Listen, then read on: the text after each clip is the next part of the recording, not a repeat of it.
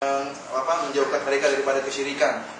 Jangan kita datang bertemu dengan mereka kita saya bicara tentang bid'ah misalnya. Mereka sementara mereka masih tenggelam dalam kesyirikan. Lalu kita bicara tentang bid'ah, tentang bicara bid'ah ini, terus mereka tidak akan terima. Karena berdakwah itu perlu ada tingkatan.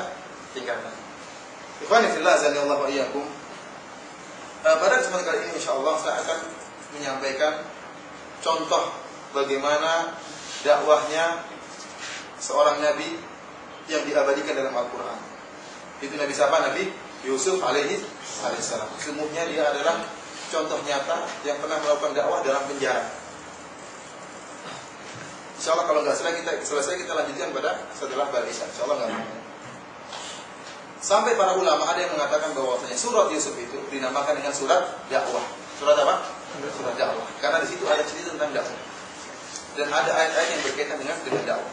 Kita tahu bahwa Yusuf alaihissalam telah diuji oleh Allah Subhanahu wa taala, kemudian dicemburui oleh saudara-saudaranya, akhirnya dimasukkan dalam sumur. Kemudian akhirnya ada yang membawa dia dan dibawa ke Mesir, seorang raja, kemudian dipelihara dalam istana. Begitu kisah. Dan akhirnya Yusuf alaihissalam lama-lama setelah dewasa menjadi pria yang sangat tampan, akhirnya dia pun dirayu oleh permaisuri raja. Jadi diabadikan dalam Al-Quran. Karena betapa berat cobaan yang dihadapi oleh Yusuf alaihissalam. Allah Subhanahu wa taala mengatakan, "Wa rawadathu allati huwa fi baitiha an nafsihi wa ghallaqatil abwaba wa qalat hayta lak." Allah mengatakan, dan wanita yang Yusuf tinggal di rumah sang wanita tadi merayu-rayu Yusuf. Wa ghallaqatil abwab, dan sang wanita tadi mengunci pintu-pintu semua dikunci. Wa qalat hayta lak, kemudian dia mengatakan silakan. Namun apa kata Yusuf alaihissalam? Qala ma'adallah. Aku berlindung dari godaanmu. Aku berlindung kepada Allah dari godaan. Di sini menunjukkan manqabah min manaqib Yusuf. Bagaimana ketegaran Yusuf alaihissalam dalam menghadapi sang wanita seperti ini. Dia telah menghadapi cobaan yang sangat berat, yang seandainya kalau kita dihadapkan sama cobaan tadi kita langsung mampus. Ada para ulama yang mengatakan lebih dari 10 cobaan yang dihadapi oleh Nabi Yusuf tatkala itu. Sebagian disebutkan oleh Ibnu Qayyim al-Jauziyah dalam kitabnya Jawabul Kafi. Kemudian juga disebutkan oleh Syekh Nasir Sa'di dalam tafsirnya. Di antara cobaan-cobaan yang sedang dihadapi oleh Yusuf, ini kita kasih mukadimah karena ini sebab Yusuf di penjara. Cobaan yang berat yang dihadapi oleh Nabi Yusuf alaihissalam sangatlah banyak. Di antaranya Nabi Yusuf adalah masih laki yang muda. Dan orang yang muda itu syahwatnya lebih besar daripada orang tua. Oleh karena itu dalam satu hadis Rasulullah SAW mengatakan 3 golongan yang dimurkai oleh Allah Subhanahu Wa Taala. Usyaimitun zani. Di antaranya orang yang tua yang berzina. Orang yang tua yang berzina. Artinya apa? Orang yang muda berzina juga tercela. Tapi kalau sudah tua masih juga berzina, ini lebih tercela lagi. Sudah tua kok masih berzina. Kalau yang muda berzina masih wajar, meskipun tercela. Masih kurang ajar maksudnya. Maksudnya masih dibandingkan dengan yang tua jauh berbeda. Ini sudah tua masih masya Allah keras kepala. Adapun Yusuf alaihissalam dalam keadaan muda dan pada masa yang dimana syahwatnya sangat bergejolak. Dia masih dalam keadaan muda. Kemudian Yusuf alaihissalam dalam keadaan asing. Dia dipungut oleh Raja Mesir kemudian dibawa ke negeri Mesir. Jauh dari kampungnya. Orang yang jauh dari kampungnya itu lebih mudah untuk berbuat kriminal atau tidak? Lebih mudah untuk berbuat kriminal. Kalau di kampung saya nggak mau nyuri, kalau nyuri di kampung orang lain, ya kan? Orang seperti itu. Kita di Saudi nggak ada yang tahu. Kalau maksiat mau berzina nggak ada yang tahu. Orang kampung nggak ada masuk penjara pun nggak ada yang tahu. Kemungkinan untuk melakukan maksiat lebih besar. Kenapa? Karena jauh dari keluarga. Tapi kalau kita dekat keluarga kita, waduh malu nanti apa kata ibu, apa kata ayah, apa kata nenek, kata om, kata tante, malu. Kata orang kampung gimana? Oh si fulan ternyata berzina, si fulan mencuri. Mending kita mencuri di kampung yang lain. Yusuf alaihissalam berada di negeri yang lain. Kalau dia berzina nggak ada yang tahu. Siapa yang malu? Nggak ada yang tahu. Ini cobaan kedua. Yang ketiga, Yusuf alaihissalam diberi ketampanan yang luar biasa oleh Allah Subhanahu wa taala. Dan ini merupakan cobaan tersendiri. Yang Rasulullah SAW dalam hadis sahih riwayat Muslim, Rasulullah SAW mengatakan bahwasanya Yusuf alaihissalam itu uqtiya syatral hasan. Bahwasanya Yusuf alaihissalam itu diberikan setengah ketampanan. Setengah ketampanan.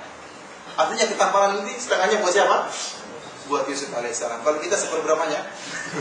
Sepertriliun masih alhamdulillah.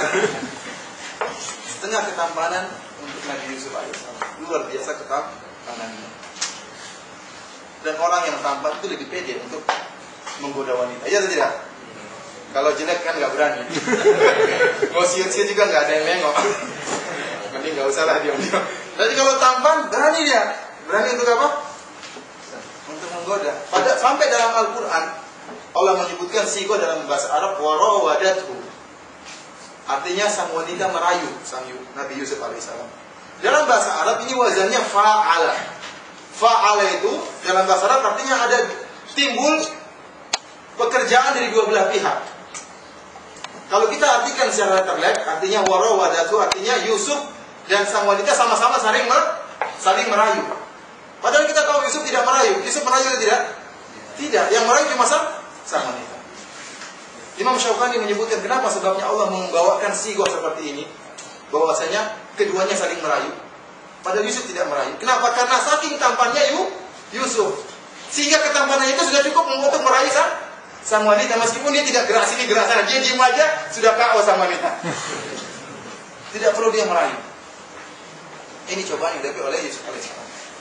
Kemudian cobaan yang berikutnya, yang berapa? Yang keempat, sang wanita yang merayu. Sang wanita yang merayu. Ini juga ujian. Kita kalau diam kita beriman, tahu-tahu datang cewek goda-goda ya, goyang juga. Kalau kita pertama kali, dua kali, tiga lama-lama juga goyang. Kalau kita mungkin mulai malu, tapi kalau perempuan yang mulai, dan lagi ceritanya. Ini yang mulai ternyata sang wanita. Kemudian cobaan yang berikutnya, sang wanita itu menghias dirinya. Menghias dirinya. Dalam qiraah yang lain disebutkan wahid tulak. Artinya saya telah menghias diri saya. Sudah digunakan alat-alat kecantikan semuanya untuk menggoda Yusuf alaihissalam. Kemudian cobaan berikutnya, sang wanita sendiri itu memang cantik. Dia adalah permaisuri seorang raja. Kalau antum jadi raja, kira-kira cari istri yang bagaimana modelnya? Cari yang paling cantik, pasang iklan. Kalau antum jadi raja, anaknya kira antum begitu. Cari istri yang paling cantik. Ini permaisuri, yang jelas dia sangat cantik, luar biasa. Kemudian dia menghiasi dirinya. Jadi kecantikan di atas kecantikan. Cobaan yang luar biasa.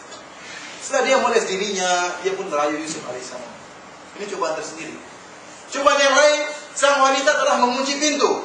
Wa ghallaqatil abwab. Dia telah mengunci pintu-pintu. Itu namanya rumah besar, pintunya banyak, ya kan? Rumah apa? Rumah raja namanya pintunya apa? Banyak. Kalau kita pintunya sedikit.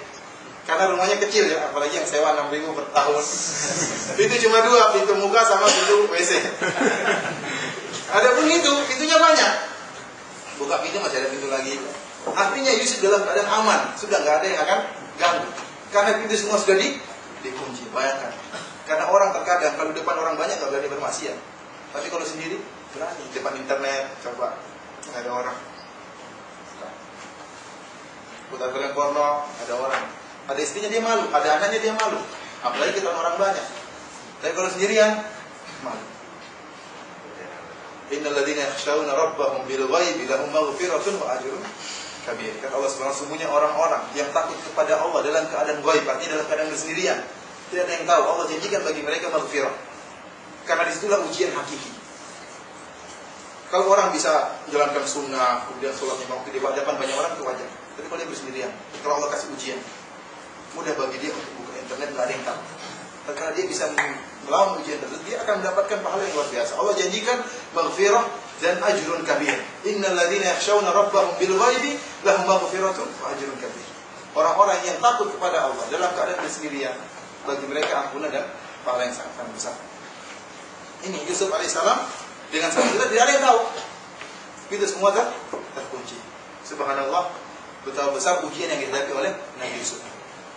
Kemudian apa? Allah mengatakan walaqad hammat bihi wa hamma biha. Sang wanita sudah benar-benar kebelet pingin sama Yusuf alaihissalam.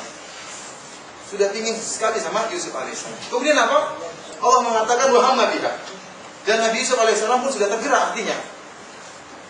Wajar, dia adalah manusia biasa. Tatkala dihadapkan dengan wanita yang cantik, dia pun tergoda. Tapi dia bagaimana bisa menjaga imannya agar tidak terjerumus bersama sang wanita yang sangat cantik ini. Subhanallah, kalau kita renungkan ujian yang luar biasa ini, kalau dihadapkan sama kita, satu saja kita sudah KO, apalagi berkumpul 10 ujian.